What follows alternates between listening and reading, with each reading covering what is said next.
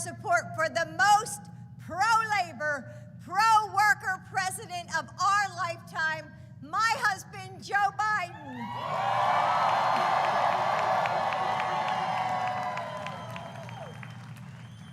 46 years ago, actually today, that's why I have the corsage on,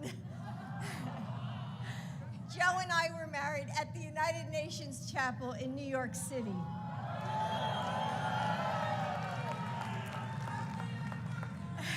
Thank you. It wasn't an easy journey, actually, to get to that point, and most of you know the story. Joe had lost his first wife and baby daughter in a terrible car accident, and he was sworn into the Senate at the age of 30 at the hospital bed of his young sons. For a long time, I wasn't really sure if I could do it. Yes, I mean, it took, 5 marriage proposals, but I had to be sure.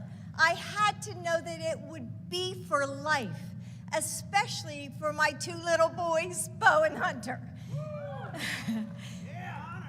Yeah, who were ready to open their hearts to me. But what I've always loved about Joe is that even though he has faced unimaginable tragedies, his optimism is undaunted. His strength is unshakable. Together, we made a broken family whole.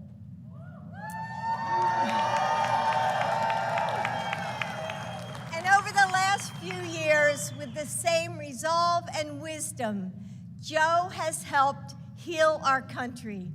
His heart is big enough to cross our divides and bring together Americans from all walks of life. His vision is ambitious enough to make the investments that will define our generation. His determination is strong enough to cut through the partisanship of our politics and pass historic legislation. Joe has kept his promises and works every day for you. He's led us through some of the toughest times and helped us write a new chapter for this country, one that is driven by affordable education pathways that create, yes, I love our teachers here. Hello, educators.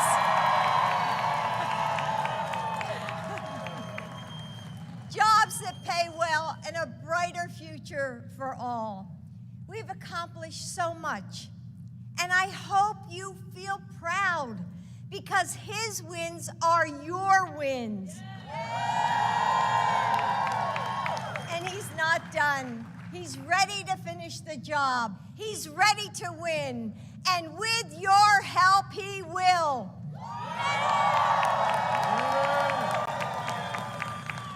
And now it's my honor to introduce our next speaker and a proud member of AFSCME, David Harris. David.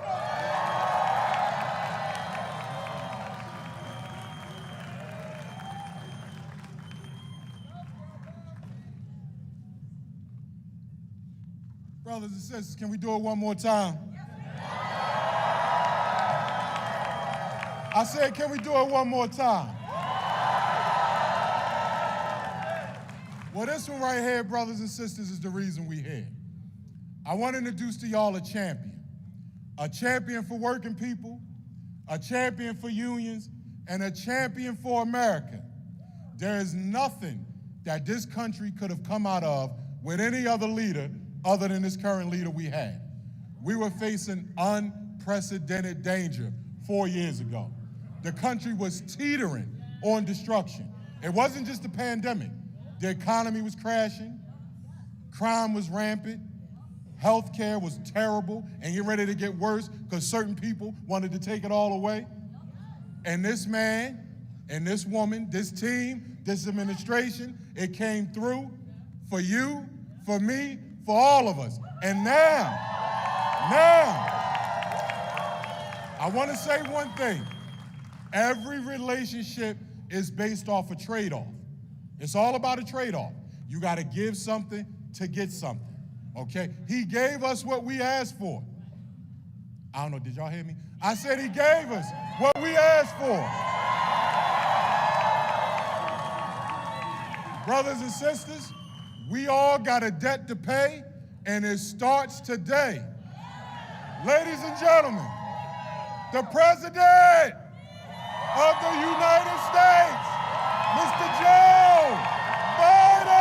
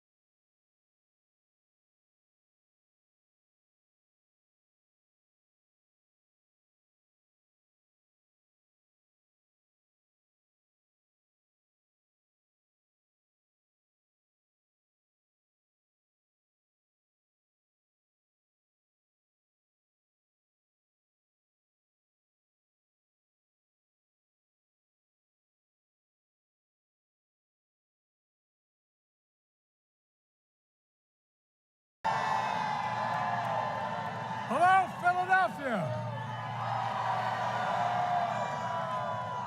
Hello, organized labor.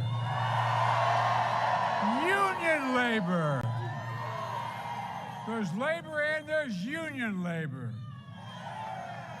Folks, it feels good to be home. I'm Joe Biden. I'm Jill Biden's husband and damn proud of it. A Philly girl. Card-carrying member of her union. And David, thank you for that introduction. And I want to thank Liz, President Liz Schuler, who's been a friend of mine for a long, long time, and all of you. Folks, if I can go off script for a second here, I want to say something. You know, I've been doing this a long time, but I've never felt the sense of camaraderie and pride that I feel today in this year. I really mean it. No. I'm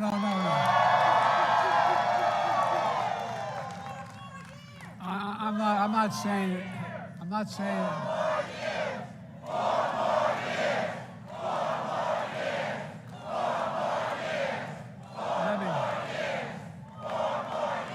Let me just say one thing very seriously.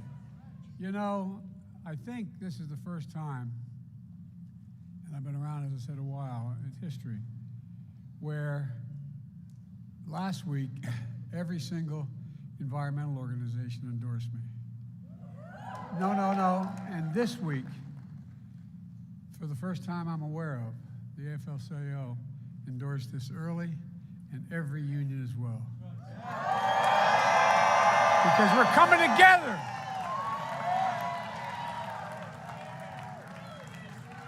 I look out in this crowd, and I see a lot of old friends, a lot of folks, as they say in Claymont, Delaware, who brung me to the dance.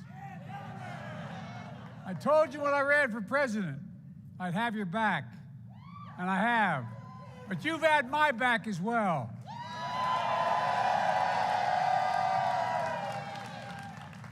And I'm more, excuse me for being a little emotional, I'm more honored by your endorsement than you can imagine. Coming this early, it's going to make a gigantic difference in this campaign. You know, there are a lot of politicians in this country who can't say the word union. As you know, I'm not one of them. I'm proud to say the word. I'm proud to be the most pro-union president in American history. I promised you I would be. But what I'm really proud about, is being reelected the most pro-union president in history. Look, I want to thank Kamala for all she's doing to fight for working families. Look, folks, I've said many times, Wall Street didn't build America. You did. You did. Not a joke. I've been saying this for a long time, long before I ran for president. The middle class built this country, and you built the middle class. Electricians, carpenters, ironworkers, steelworkers, laborers, bricklayers, plumbers, pipe fitters, police officers, firefighters, educators, nurses, painters, airline workers, custodians, transit workers, steel metal workers, grocery store workers, hotel workers, so many others. And let me tell you something, millwrights as well. If the investment bankers in this country, think about me, and this is not a criticism of them, but if the investment bankers in this country went on strike tomorrow, no one would much notice in this. But no, think about this in a literal sense. But if this room didn't show up for work tomorrow, on Monday, the whole country would come to a grinding halt. So tell me, who matters more in America? Folks, I'm looking forward to this campaign. I want you to know why. Because you've got a story to tell. We've got a story to tell. We've got a record to run on. And most importantly, we're not only changing this country, we're transforming it. Just think back.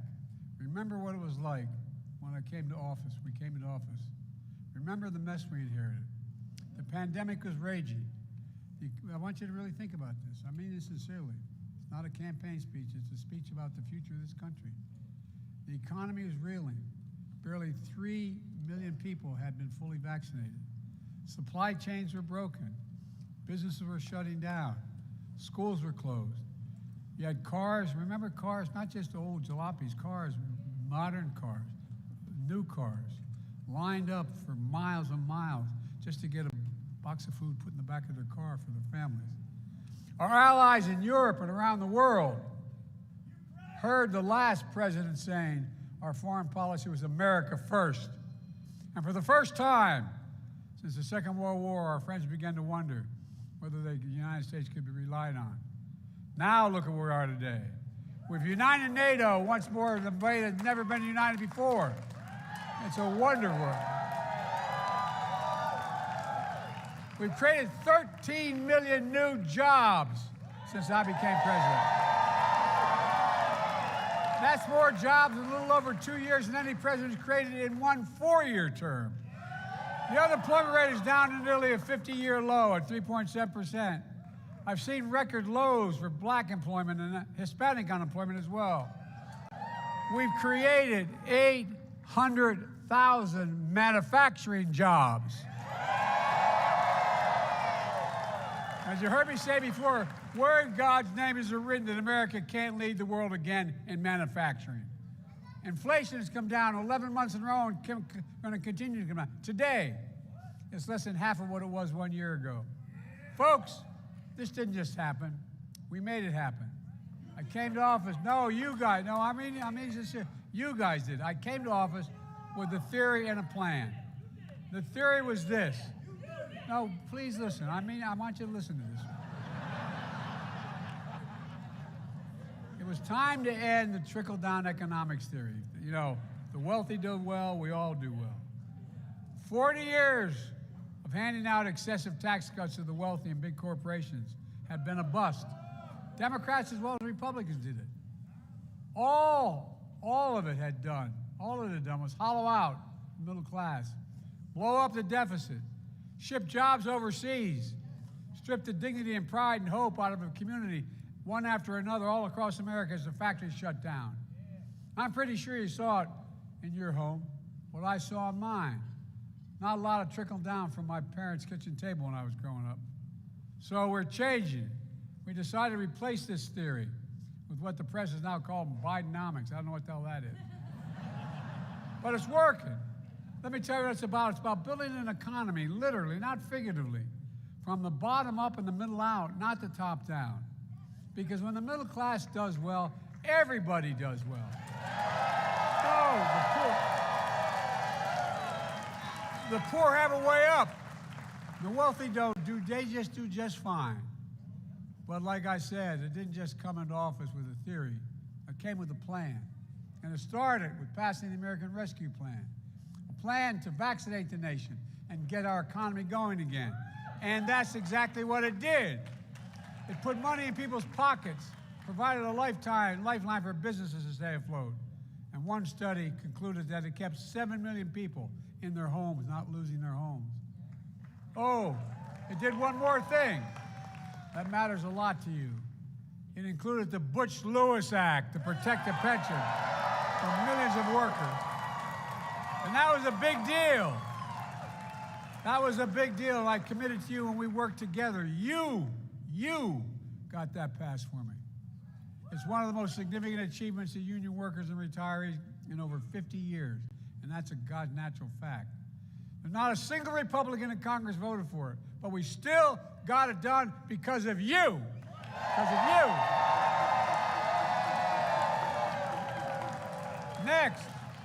Next, we passed the bipartisan infrastructure law. Because of you, we can't have the strongest economy in the world without the best infrastructure in the world. How can that be? Can you believe we used to be the best infrastructure, had the best infrastructure in the world, rated number 1, but today we're rated number 13. 13. 12 other nations have better infrastructure. And by the way, how in the hell can you grow an economy without an infrastructure? Not a joke. Under my predecessor, Infrastructure Week became a punchline. On my watch, we're making infrastructure a decade headline. That's what this law is all about. It's about investing in America, in our roads, bridges, ports, airports, clean water, high-speed internet, and so much more. We've already started some 32,000 projects all across America. As Mayor Kenny knows, none more consequential than right here in I-95 in Philly. In fact, if you go to invest.gov, you'll see a map that's going to show every single project in this country. And by the way, it creates tens of thousands of good-paying jobs with prevailing wage. And you don't need a college degree to make a decent income. You've heard me say before many times, but it sticks in my mind. My dad used to have an expression, and I swear to God this is what he would say, not a joke. He said, Joey, remember, a job's about a lot more than a paycheck. It's about your dignity. It's about respect. It's about maybe look your child now and say, honey, it's going to be okay. We're going to make it. That's what this is about. He was right, and I'm determined to make it a reality for every family in this country. But look, if I need any reminder about how important infrastructure was in the country, I got a reminder just a few days ago right here in Philly. I visited the damaged section of I-95. We're working closely with Governor Shapiro and Senator Casey and Fetterman and Congressman Boyle, Mayor Kenny to rebuild it. I've instructed my team to prove that the old saw is wrong. I've instructed my team to move heaven and earth to get it done. And thanks to some smart thinking and some innovative design and using materials right here in Pennsylvania, we're going to get it done in record time because it's so important to the economy, not only of Philly, but the entire Northeast corridor and every community. Third, we passed the CHIPS and Science Act. I kept saying for a long while here, we used to be on the cutting edge of science and technology. We used to invest 2% of our entire GDP in research and development. You know what it is now? Got down to 0.7%. And you wonder why the hell the rest of the world's catching up in some places it was moving ahead?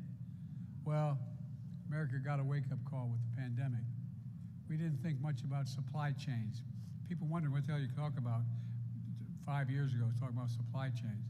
They know now. Well, guess what? We know we can never again be so vulnerable.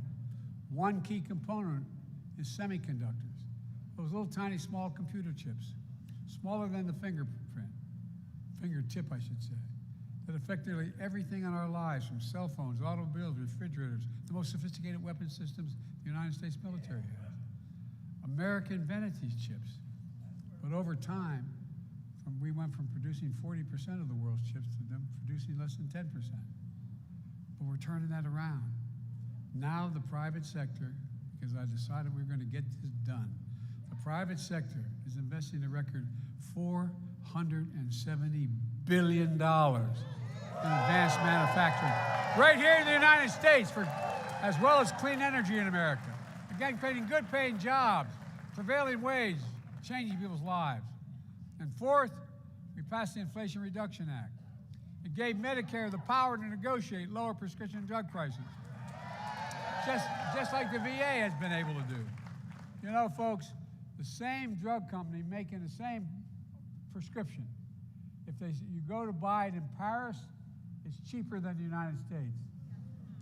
Go to buy it in any major country in the world, it's cheaper than the United States. How in the hell can that happen? Well, guess what? I and many others have been trying to get this done for decades, but by the time they tried and tried. The big pharma always was able to stop them. Not this time. This time we took on big pharma and we won. Now seniors on Medicare, instead of paying $400 a month for insulin, they're paying $35 a month. It's life-changing. And it's just good for people who need life-saving prescriptions. It's good for the nation's budget as well. Guess what? The first round of cuts in prices that we've been able to negotiate saves the taxpayer $160 billion. You hear me? No. We're not spending money, we're saving money. Because we don't have to pay out an additional $160 billion for the same drug coverage. That's pretty nice, I think. Doing more for people and costing taxpayers less money to do it. That's a good objective. And this bill includes the biggest investment ever, not only in America, but anywhere in the world when dealing with climate change. $369 billion. And the investment isn't only going to help us save the planet, it's going to create jobs, lots of jobs, tens of thousands of good-paying union jobs. Now, let me tell you what one of the core principles is throughout everything I've done. Make it in America.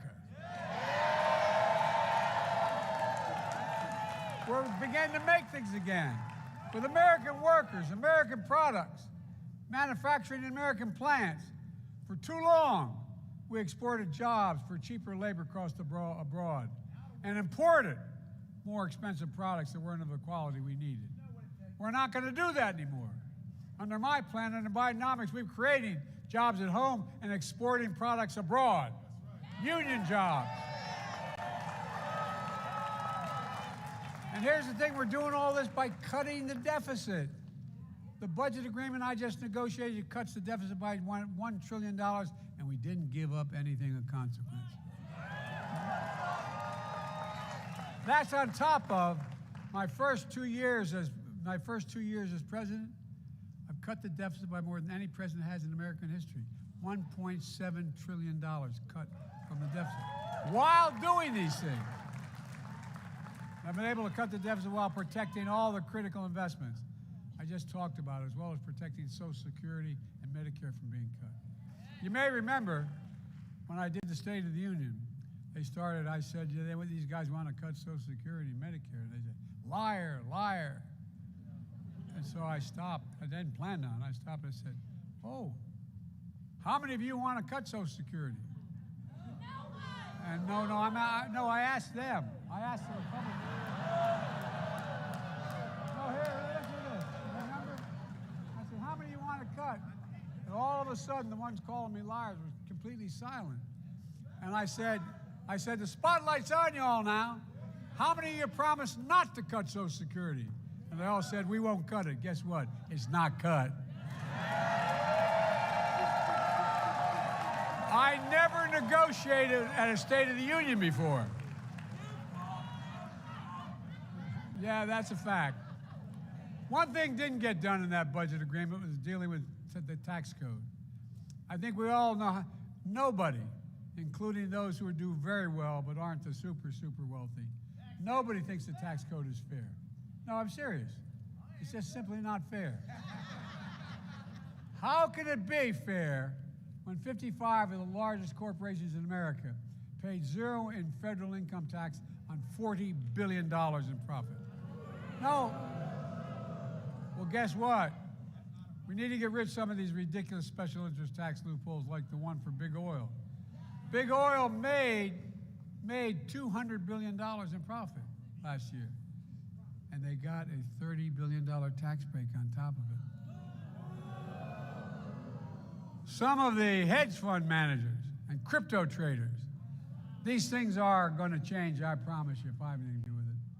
And the idea, we used to have about 750 billionaires in America. Now they tell me it's about 1,000 because of the last administration. Well, guess what? You know what percentage they pay in taxes? 8%, E-I-G-H-T. I pay a hell of a lot more than that, man. So do you.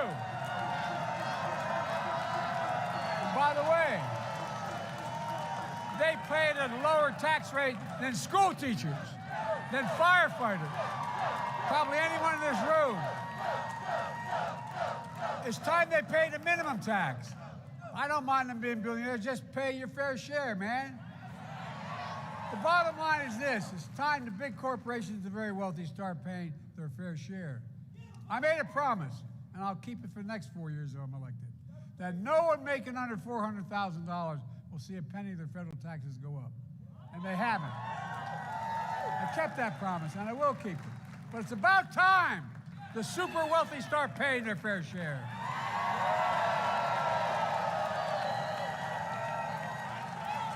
So this campaign, I'm going to go to the country and ask them if they agree with me, it's time for everyone to start paying their fair share. Folks, look, let me close with this.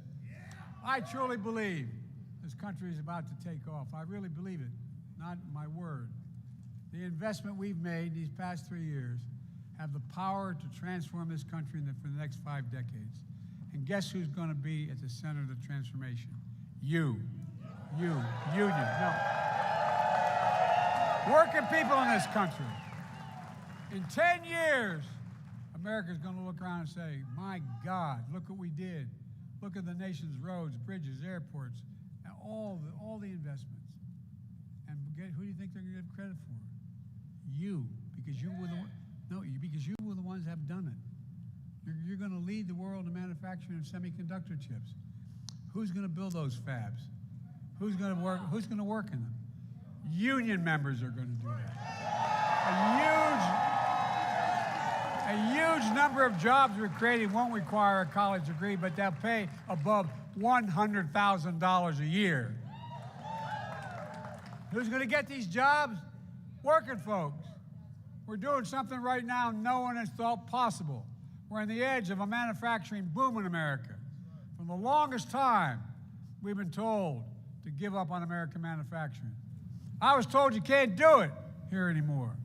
Well, I never believed in this nation used to lead the world in manufacturing. And we're going to do it again. Thanks, Joe.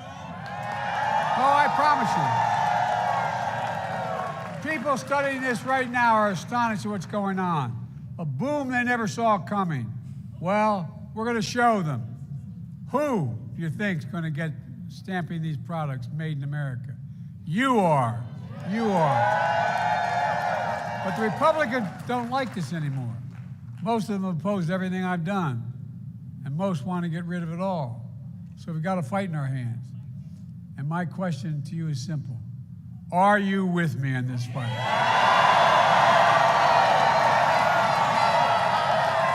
Let me tell you something.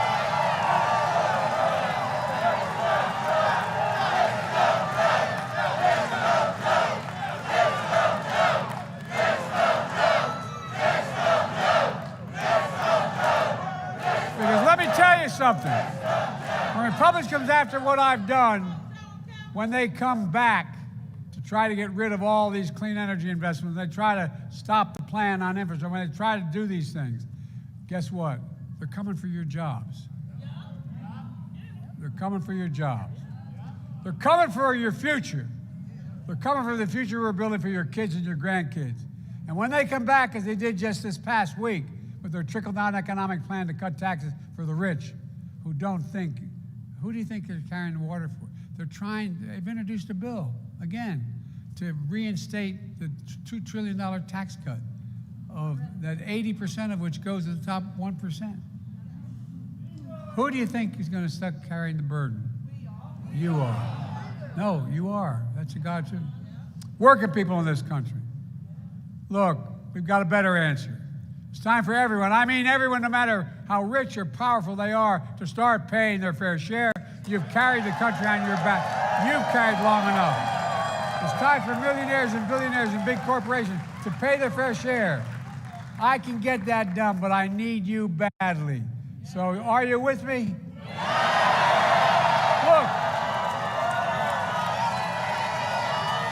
I've been at this a long time.